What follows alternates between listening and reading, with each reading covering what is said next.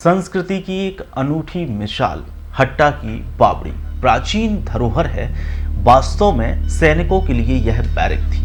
बावड़ी का निर्माण अगर देखा जाए तो सैनिकों को छिपाने के लिए, विश्राम करने के लिए किया गया था, लेकिन वर्तमान में यह स्मारक पुरातत्व विभाग के अधीन है।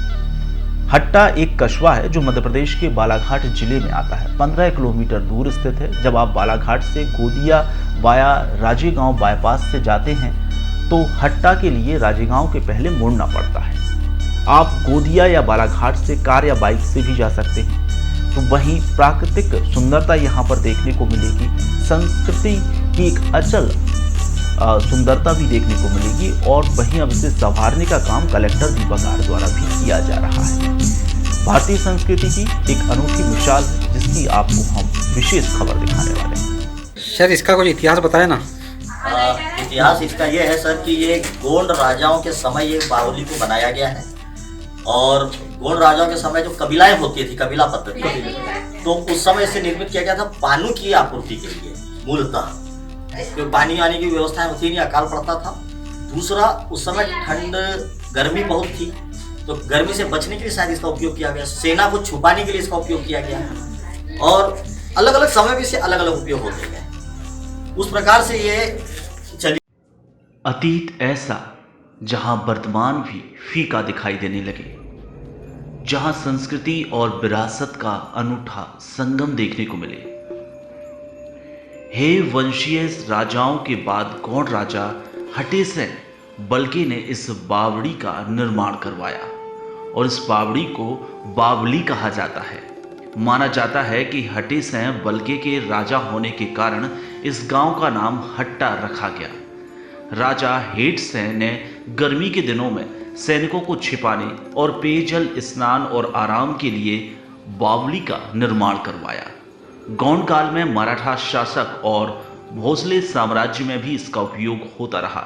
इस वजह से बावड़ी में मराठा शासक और भोसले साम्राज्य की कलाकृति देखने को मिलती है। तो अंग्रेजों के समय पे इसको तीसरी बार रिबिल्ड किया।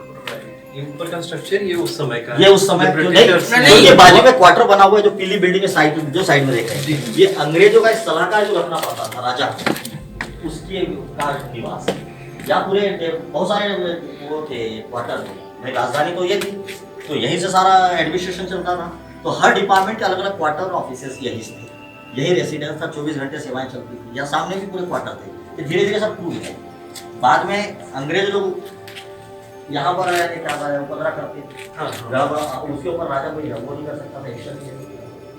तो राजा साहब ने उसका हल निकाला कि राजधानी में शांति चाहिए भाई, कुछ घटना तो घटना दवाई के फिलहाल अभी नहीं बोलता। तो उन घटनाओं को रोकने के लिए उन्होंने क्या किया कि बालाघाट मेरे को IG साहब जो रहते हैं तो घाट वाला उसको बताया कि कोई भी अंग्रेज अधिकारी आएगा तो वहाँ पढ़ाओ।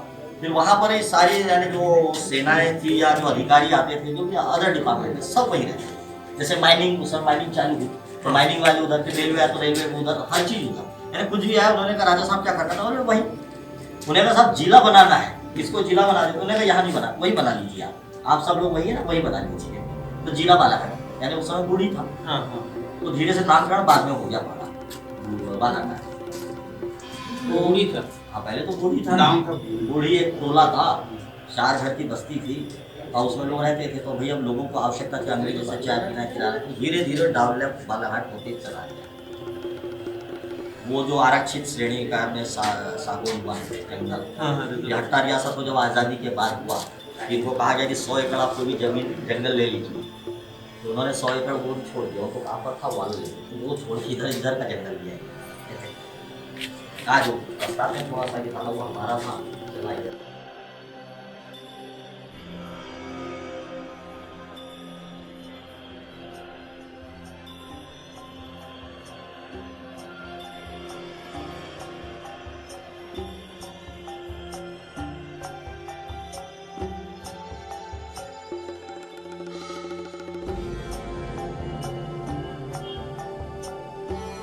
बावली का निर्माण 16वीं या कहना चाहिए 17वीं या 18वीं सदी में हुआ था।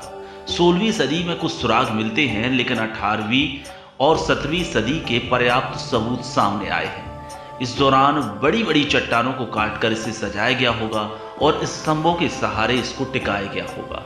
यह 2 तल वाली है, यानी 2 मंजिला वाली बावड़ी है। प्रथम तल 10 स्तंभ के है और नीचे 8 स्तंभ लगाए गए हैं। बरामदे हैं, कक्ष का निर्माण भी किया गया है। तो 2 चतुर्भुजी शिव अंबिका प्रतिमाओं की नक्काशी भी यहाँ देखने को मिलती है।